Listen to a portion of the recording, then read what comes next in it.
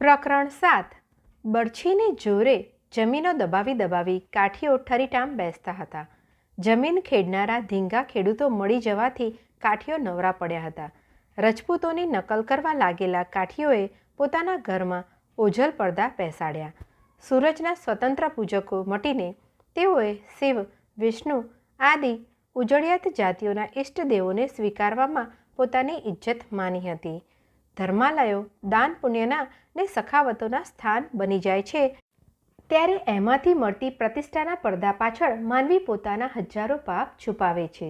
બગેશ્વર ગામના કાઠી જમીનદાર, જેનું નામ આપણે જાણતા નથી, તેની દેશભક્તિ ઉપર ઉજળિયાત વસ્તી મુગ્ધ બની હતી.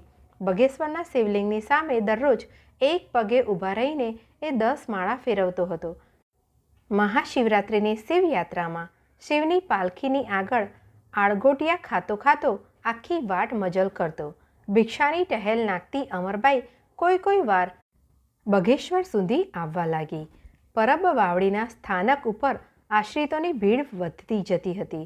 સહુને પેટે ધાન પૂરવા માટે અમરબાઈનો ભિક્ષાપંથ લંબાઈ જતો હતો. દત્તાત્રેયના ધૂણાથી બગેશ્વર 10 ગૌ હતું. વગડા ખેડતી કેટલીક સ્ત્રીઓએ અને ગુવાળોએ એને ચેતવેલા કે માતાજી ભલા થઈને એ દિશામાં જતા નહીં. ત્યાં સ્ત્રીનું રૂપ રોડાયા વિના રહેતું નથી. વળી ત્યાં જનોઈવાળાઓનું અને કંઠીવાળાઓનું જોર છે. મને ધર્મની ગણતરીને કોણ છેડવાનો છે એવું સમજીને અમરબાઈ નિર્ભય ભમતી હતી.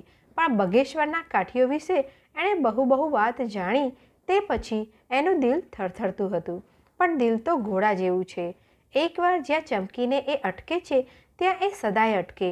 માટે ડાહ્યો ચાબુક સવાર પોતાના પ્રાણીની ચમક પહેલે જ ઝપાટે ભાંગી નાખે છે. અમરબાઈના આત્માએ પણ ચમકતા કલેજા ઉપર આગ્રહનો ચાબુક ફટકાવ્યો. એક દિવસની સાંજે બગેશ્વરની શેરીઓમાં સત દેવીદાસનો સખુન ગુંજી ઉઠ્યો. તે વખતે સૂર્ય આકાશની સીમમાંથી થાકી લોથ થઈ ક્ષિતિજની નીચે જતો હતો. સજ્જનની વિદાય પછી પણ પાછળ રહી જતી સુવાસ જેવી સૂર્યપ્રભા હજુ પૃથ્વી ઉપર ભભકતી હતી. થોડા જીવતરમાંય ઘણી રમત રમી જનારી સંધ્યા પણ હવે તો છેલ્લા શ્વાસ ભરતી હતી.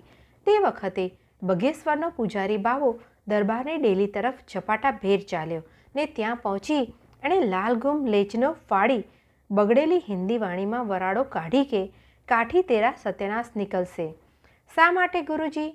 वो नकली मीराबाई ने सारा गांव को धर्म भ्रष्ट कर दिया. घर घर भीखती भीखती वो अब कहाँ चली मालूम से तूने? क्या? चमारवाड़े में. वहाँ से वो मुर्दाल मांस की भीख लेसे. बगेश्वरનો પૂજારી હજુ પૂરું બોલી નહોતો રહ્યો. કાઠી દરબારના મોં પરની રેખાઓ હજુ પૂરેપૂરી કરડાઈ ધારણ નહોતી કરી રહી ત્યાં તો નજીકમાંથી અવાજ આવ્યો. સત દેવીદાસ. વોહી ડાકીની.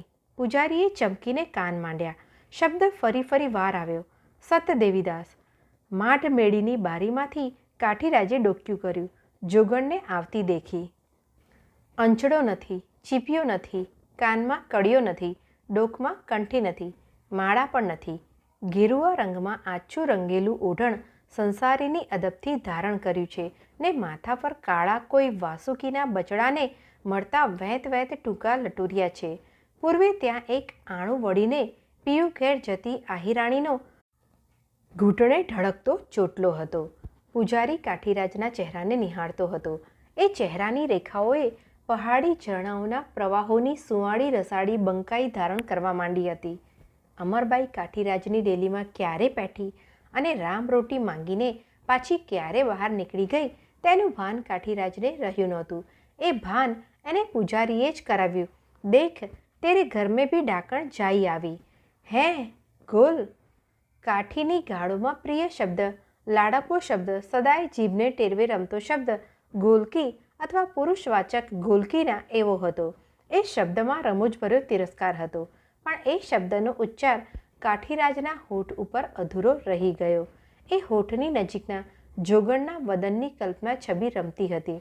જીવનમાં પહેલીવાર કાઠીરાજને એવું એક માનવી જડ્યું કે જેના પ્રત્યેનો અપશબ્દ પોતાની જીભ ઉચકી ન શકી. નીચે બેઠેલા ચોકીદારોને એણે હાંક મારી. કેમ એ બાવળને અંદરના વાસમાં જવા દીધી? માણસોએ જવાબ આપે એણે અમારી રજા માંગી નહીં. એને અમે રોકવાનું કહી જ ન શક્યા. અમારી જીભ કોણ જાણે શા કારણે તાળવામાં ચોંટી રહી. એટલે ડાચા ફાડીને બધા બસ એની સામે ટાંપી જ રહ્યા. તમારા માહેલા 80 વર્ષના બુઢ્ઢાઓને ત્યાં શું જોવા જેવું રહી ગયું હતું? માનવી જેને ચમત્કારોમાં ખપાવે છે એ બાબતો મૂળ તો આવી જ સીધી ને સાદી હશે કે આત્માનું બળ જ્યારે એકઠું થઈને દેહ ઉપર જોડોડી ઉઠે છે ત્યારે વાઘ વરુ જેવા મનુષ્ય પણ શું એ વિભૂતિના પ્રભાવથી દબાઈ નથી જતા? પહાડસા પડછંદ પુરુષ એકાદ દુબળા ને બદસુરત દેહની પાસે અવાક બને છે તેનું શું રહસ્ય હશે? શ્રી કૃષ્ણ અર્જુનને વિરાટ સ્વરૂપ બતાવવાની જરૂર જોઈ હશે એવું માનવામાં જ નથી આવતું. અર્જુન તો ચમક્યો, ધ્રુજ્યો ને નમ્યો હશે એના સારથીના સાદા નાના માનવ સ્વરૂપની સામે. કેમ કે એ માનવી, એ મુરલીધર જીવન તત્વોનો સુંદર મેળ મેળવી શક્યો હતો. લાંબા લાંબા દાંત અને એ દાંતની વચ્ચે ચગદાતો અનંત માનવ સમૂહ એવું કશું જ દેખાડી અર્જુન શા મહાવીરને પ્રજ્ઞ પુરુષને સ્તબ્ધ કરી દેવાની જરૂર નહોતી. પૂજારી, તમે પધારો, હું એ વાતની વેતરણ કરી નાખીશ. હા, નહીતર તેરા નિકંદન નિકલ જાશે. એવી દમદાટી દેતો પૂજારી પાછો ગયો ને પૃથ્વી ઉપર પૂરેપૂરા અંધારા ઉતરી ચૂક્યા.